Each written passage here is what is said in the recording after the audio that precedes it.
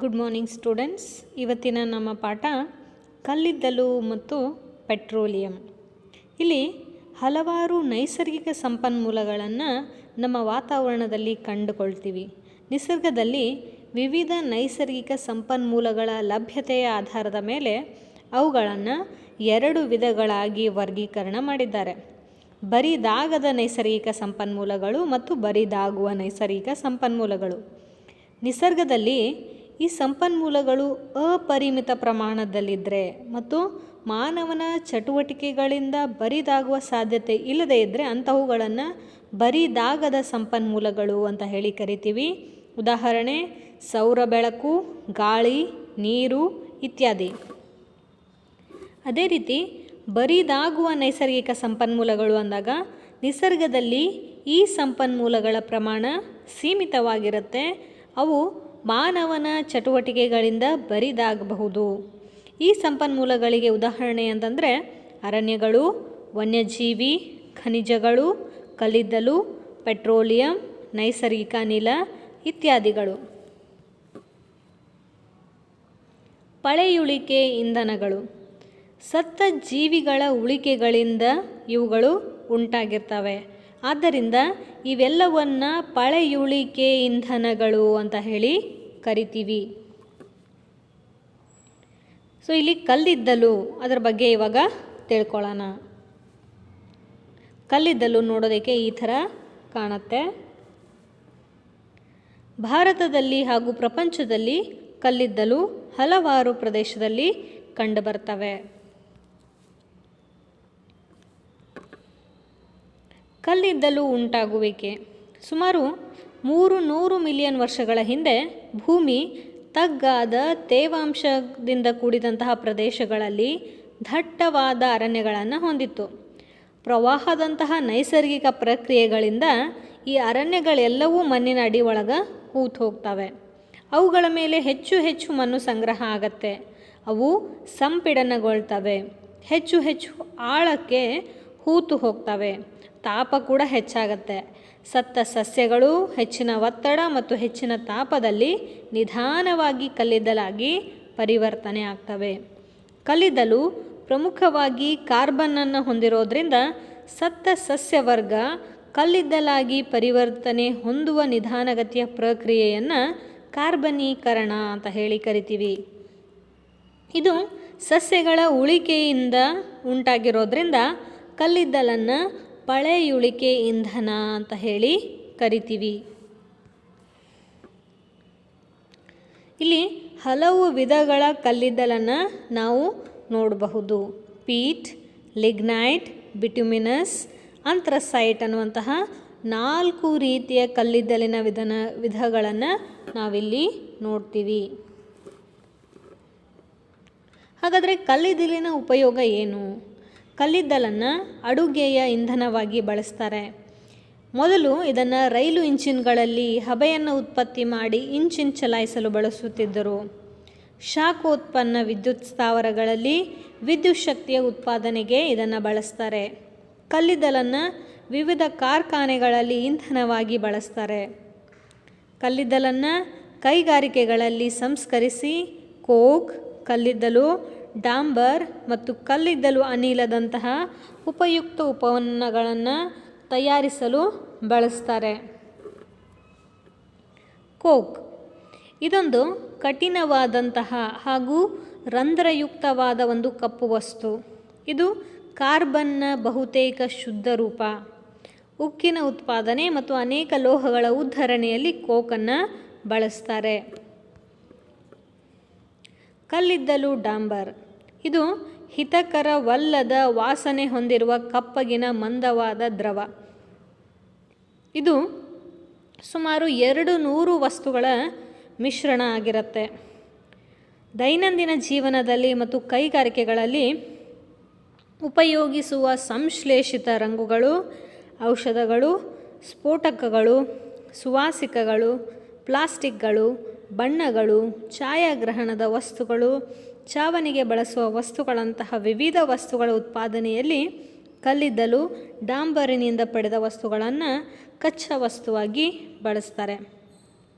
ಪತಂಗಗಳು ಮತ್ತು ಇತರ ಕೀಟಗಳ ವಿಕರ್ಷಕಗಳಾಗಿ ಬಳಸುವ ನ್ಯಾಫ್ತಲೀನ್ ಗುಳಿಗೆಗಳನ್ನು ಕಲ್ಲಿದ್ದಲು ಡಾಂಬರಿನಿಂದ ಪಡಿತಾರೆ.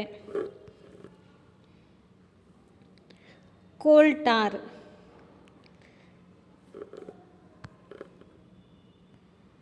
ಕಲ್ಲಿದ್ದಲಿನಿಂದ ಕೋಕನ್ನು ಸಂಸ್ಕರಿಸುವಾಗ ಕಲ್ಲಿದ್ದಲು ಅನಿಲವನ್ನು ಪಡೆಯಲಾಗುತ್ತದೆ. ಕಲ್ಲಿದ್ದಲು ಅನಿಲವನ್ನು 1810ರಲ್ಲಿ ಮೊದಲಿಗೆ ಲಂಡನ್ನಲ್ಲಿ, 1820ರ ಸುಮಾರಿಗೆ ನ್ಯೂಯಾರ್ಕ್ನಲ್ಲಿ ಬೀದಿ ದೀಪಗಳನ್ನು ಉರಿಸಲು ಬಳಸಲಾಗಿತ್ತು. ಇತ್ತೀಚಿನ ದಿನಗಳಲ್ಲಿ ಇದನ್ನು ಬೆಳಕಿಗಿಂತ ಉಷ್ಣದ ತಯಾರಿಕೆಗೆ ಬಳಸ್ತಾರೆ. ಪೆಟ್ರೋಲಿಯಂ.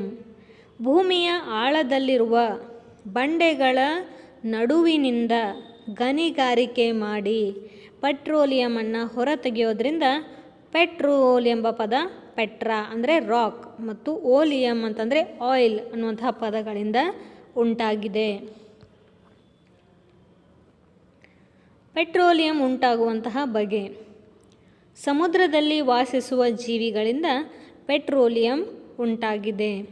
ಈ ಜೀವಿಗಳು ಸತ್ತಾಗ ಅವುಗಳ ದೇಹಗಳು ಸಮುದ್ರದ ತಳವನ್ನು ಸೇರ್ತವೆ ಮತ್ತು ಮರಳು ಮತ್ತು ಜೇಡಿಮಣ್ಣಿನ ಪದರಗಳಿಂದ ಆವರಿಸಲ್ಪಡ್ತವೆ. ಮಿಲಿಯನ್ ಗಟ್ಟಲೆ ವರ್ಷಗಳಲ್ಲಿ ಗಾಳಿಯ ಅನುಪಸ್ಥಿತಿ, ಹೆಚ್ಚಿನ ತಾಪ, ಹೆಚ್ಚಿನ ಒತ್ತಡ ಸತ್ತ ಜೀವಿಗಳನ್ನು ಪೆಟ್ರೋಲಿಯಂ ಮತ್ತು ನೈಸರ್ಗಿಕ ಅನಿಲವಾಗಿ ಪರಿವರ್ತನೆ ಮಾಡಿದೆ. ಪೆಟ್ರೋಲಿಯಮನ್ನು ಪಡೆಯುವ ಬಗೆ. ಪೆಟ್ರೋಲಿಯಂ ಶುದ್ಧೀಕರಣ. ಪೆಟ್ರೋಲಿಯಂ ಒಂದು ಕಪ್ಪು ತೈಲದಂತಹ ದ್ರವ. ಇದು ಅಹಿತಕರವಾದ ವಾಸನೆಯನ್ನು ಹೊಂದಿರುತ್ತೆ. ಇದು ಪೆಟ್ರೋಲಿಯಂ ಅನಿಲ, ಪೆಟ್ರೋಲ್, ಡೀಸೆಲ್, ಅಪಕರ್ಷಕ ತೈಲ, ಪ್ಯಾರಫಿನ್ ಮೇಣ ಮೊದಲಾದ ವಿವಿಧ ಘಟಕಗಳ ಮಿಶ್ರಣ ಆಗಿದೆ. ಪೆಟ್ರೋಲಿಯಂನ ವಿವಿಧ ಅಂಶಗಳನ್ನು ಬೇರ್ಪಡಿಸುವ ಪ್ರಕ್ರಿಯೆಯನ್ನು ಶುದ್ಧೀಕರಣ ಅಂತ ಹೇಳಿ ಕರಿತೀವಿ. ಇದನ್ನು ಪೆಟ್ರೋಲಿಯಂ ಶುದ್ಧೀಕರಣ ಘಟಕದಲ್ಲಿ ನಡೆಸಲಾಗತ್ತೆ. ಪೆಟ್ರೋಲಿಯಂದ ವಿವಿಧ ಘಟಕಗಳು ಮತ್ತು ಅವುಗಳ ಉಪಯೋಗಗಳು. ಇಲ್ಲಿ ಪೆಟ್ರೋಲಿಯಂದ ವಿವಿಧ ಘಟಕಗಳಲ್ಲಿ ಮೊದಲನೇದು ದ್ರವೀಕೃತ ಪೆಟ್ರೋಲಿಯಂ ಅನಿಲ LPG. ನಿಮಗೆ ಗೊತ್ತಿರ್ಬೋದು, LPG ಗ್ಯಾಸ್ ಅಂತ ಹೇಳಿ ಕರಿತೀವಿ.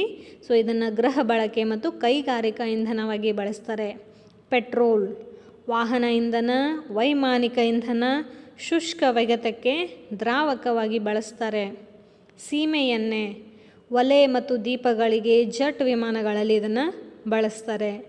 ಡೀಸೆಲನ್ನು ಭಾರೀ ವಾಹನಗಳಿಗೆ ಮತ್ತು ವಿದ್ಯುತ್ ಜನಕಗಳಿಗೆ ಇಂಧನವಾಗಿ ಬಳಸ್ತಾರೆ. ಅಪಕರ್ಷಕ ತೈಲ ಇದನ್ನು ಘರ್ಷಣೆಯನ್ನು ನಿವಾರಣೆಯಾಗಿ ಬಳಸ್ಕೋತಾರೆ. ಪ್ಯಾರಫಿನ್ ಮೇಣ ಮುಲಾಮುಗಳಲ್ಲಿ, ಮೇಣದ ಬತ್ತಿಗಳು, ವ್ಯಾಸಲೀನ್ಗಳಲ್ಲಿ ಇದನ್ನು ಬಳಸ್ತಾರೆ. ಬಿಟುಮೆನ್ ಬಣ್ಣಗಳು, ರಸ್ತೆಯ ಮೇಲ್ಮೈ ನಿರ್ಮಾಣಕ್ಕೆ ಇದನ್ನು ಬಳಸ್ತಾರೆ. ಇವೆಲ್ಲವೂ ಪೆಟ್ರೋಲಿಯಂದ ವಿವಿಧ ಘಟಕಗಳು. ನೈಸರ್ಗಿಕ ಅನಿಲ. ನೈಸರ್ಗಿಕ ಅನಿಲವು ಒಂದು ಅತ್ಯಂತ ಪ್ರಮುಖವಾದಂತಹ ಪಳೆಯುಳಿಕೆ ಇಂಧನ. ಯಾಕಂದರೆ ಸುಲಭವಾಗಿ ಕೊಳವೆಗಳ ಮೂಲಕ ಇದನ್ನು ಸಾಗಿಸಬಹುದು. ನೈಸರ್ಗಿಕ ಅನಿಲವನ್ನು ಹೆಚ್ಚಿನ ಒತ್ತಡದಲ್ಲಿ ಸಂಪೀಡಿತ ನೈಸರ್ಗಿಕ ಅನಿಲದ CNG ರೂಪದಲ್ಲಿ ಸಂಗ್ರಹಿಸಲಾಗುತ್ತೆ. CNGಯನ್ನು ಶಕ್ತಿಯ ಉತ್ಪಾದನೆಗೆ ಉಪಯೋಗಿಸ್ತಾರೆ.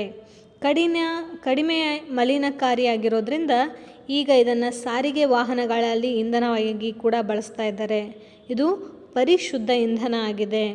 CNGಯ ಅತಿ ದೊಡ್ಡ ಅನುಕೂಲ ಅಂತಂದರೆ ಇದನ್ನು ಕೊಳವೆಯ ಮೂಲಕ ಸರಬರಾಜು ಮಾಡಿ ಮನೆಗಳಲ್ಲಿ, ಕಾರ್ಖಾನೆಗಳಲ್ಲಿ ನೇರವಾಗಿ ಉರಿಸಬಹುದು. ಇಂತಹ ಕೊಳವೆಗಳ ಜಾಲ ಎಲ್ಲಿದೆ ಅಂತಂದರೆ ವಡೋದರ, ಗುಜರಾತ್ನ ವಡೋದರ, ದೆಹಲಿಯ ಕೆಲವು ಭಾಗಗಳು ಮತ್ತು ಇತರ ಪ್ರದೇಶಗಳಲ್ಲಿ ಅಸ್ತಿತ್ವದಲ್ಲಿದೆ. ನೈಸರ್ಗಿಕ ಅನಿಲವನ್ನು ಅನೇಕ ರಾಸಾಯನಿಕಗಳು ಮತ್ತು ರಾಸಾಯನಿಕ ಗೊಬ್ಬರಗಳ ತಯಾರಿಕೆಯಲ್ಲಿ ಕಚ್ಚಾ ವಸ್ತುವಾಗಿ ಬಳಸ್ತಾರೆ. ಭಾರತ ನೈಸರ್ಗಿಕ ಅನಿಲದ ವ್ಯಾಪಕ ಸಂಗ್ರಹವನ್ನು ಹೊಂದಿದೆ. ನಮ್ಮ ದೇಶದಲ್ಲಿ ನೈಸರ್ಗಿಕ ಅನಿಲ ತ್ರಿಪುರಾ, ರಾಜಸ್ಥಾನ, ಮಹಾರಾಷ್ಟ್ರ, ಕೃಷ್ಣ, ಗೋದಾವರಿ ನದಿಗಳ ಮುಖಜ ಭೂಮಿಗಳಲ್ಲಿ ದೊರಕುತ್ತದೆ.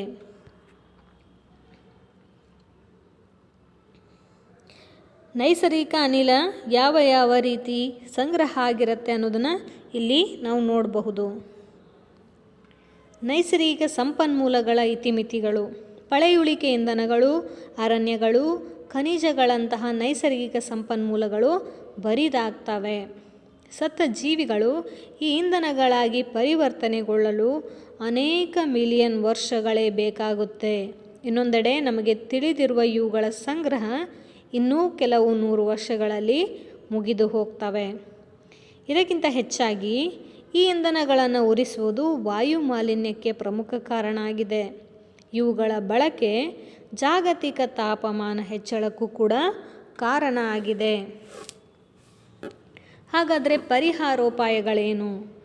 ಅತಿ ಅಗತ್ಯವಾದಾಗ ಮಾತ್ರ ನಾವು ಇಂಧನಗಳನ್ನು ಬಳಸಬೇಕು. ಇದರಿಂದ ಪರಿಸರ ಉತ್ತಮಗೊಳ್ಳುತ್ತದೆ. ಜಾಗತಿಕ ತಾಪಮಾನದ ಹೆಚ್ಚಳದ ಅಪಾಯ ಕೂಡ ಕಡಿಮೆ ಆಗತ್ತೆ. ಹೆಚ್ಚು ದೀರ್ಘಕಾಲದ ಅವಧಿ ಒಳಗೆ ಇವುಗಳು ಲಭ್ಯ ಆಗ್ತವೆ. ಸಾಧ್ಯವಾದಷ್ಟು ದೂರ, ಸ್ಥಿರವಾದ ಮತ್ತು ಮಿತವಾದ ವೇಗದಲ್ಲಿ ವಾಹನಗಳನ್ನು ಚಲಾಯಿಸಬೇಕು. ಟ್ರಾಫಿಕ್ ಸಿಗ್ನಲ್ಗಳಲ್ಲಿ ಅಥವಾ ಯಾವುದಾದರೂ ಸ್ಥಳದಲ್ಲಿ ನೀವು ಕಾಯುವ ಸಂದರ್ಭದಲ್ಲಿ ವಾಹನದ ಇಂಜಿನನ್ನು ಬಂದ್ ಮಾಡಬೇಕು. ಚಕ್ರದಲ್ಲಿನ ಗಾಳಿಯ ಒತ್ತಡ ಸರಿಯಾಗಿರುವುದನ್ನು ಖಚಿತಪಡಿಸಿಕೊಳ್ಬೇಕು. ವಾಹನದ ನಿಯಮಿತ ನಿರ್ವಹಣೆಯನ್ನು ಮಾಡಬೇಕು. ಈ ಒಂದು ಪಾಠದಲ್ಲಿ ನಾವು ಕಲ್ಲಿದ್ದಲು, ಪೆಟ್ರೋಲಿಯಂ ಮತ್ತು ನೈಸರ್ಗಿಕ ಅನಿಲಗಳು, ಪಳೆಯುಳಿಕೆ ಇಂಧನಗಳ ಬಗ್ಗೆ ತಿಳ್ಕೊಂಡ್ವಿ. ಅನೇಕ ಮಿಲಿಯನ್ ವರ್ಷಗಳ ಹಿಂದೆ ಸತ್ತ ಜೀವಿಗಳ ಉಳಿಕೆಯಿಂದ ಈ ಪಳೆಯುಳಿಕೆ ಇಂಧನಗಳು ಉಂಟಾಗಿವೆ ಅನ್ನೋದು ಗೊತ್ತಾಯಿತು. ಪಳೆಯುಳಿಕೆ ಇಂಧನಗಳು ಬರಿದಾಗುವ ಸಂಪನ್ಮೂಲಗಳು ಕೋಕ್, ಕಲ್ಲಿದ್ದಲು ಅನಿಲ ಮತ್ತು ಕಲ್ಲಿದ್ದಲು ಡಾಂಬರುಗಳು ಕಲ್ಲಿದ್ದಲ ಉತ್ಪನ್ನಗಳು ಅಂತ ಗೊತ್ತಾಯಿತು. ಪೆಟ್ರೋಲಿಯಂ ಅನಿಲ, ಪೆಟ್ರೋಲ್, ಡೀಸೆಲ್, ಸೀಮೆ ಎಣ್ಣೆ, ಪ್ಯಾರಾಫಿನ್, ಮೇಣ, ಅಪಘರ್ಷಕ ತೈಲಗಳನ್ನು ಪೆಟ್ರೋಲಿಯಂ ಶುದ್ಧೀಕರಣದಿಂದ ಪಡಿತಾರೆ ಅನ್ನೋದು ಗೊತ್ತಾಯಿತು. ಕಲ್ಲಿದ್ದಲು ಮತ್ತು ಪೆಟ್ರೋಲಿಯಂ ಉತ್ಪನ್ನಗಳು ಸೀಮಿತವಾಗಿವೆ, ಅವುಗಳನ್ನು ವಿವೇಚನೆಯಿಂದ ಬಳಸಬೇಕು ಅನ್ನೋದು ಈ ಒಂದು ಪಾಠದಲ್ಲಿ ನಾವು ತಿಳಿದುಕೊಂಡ್ವಿ.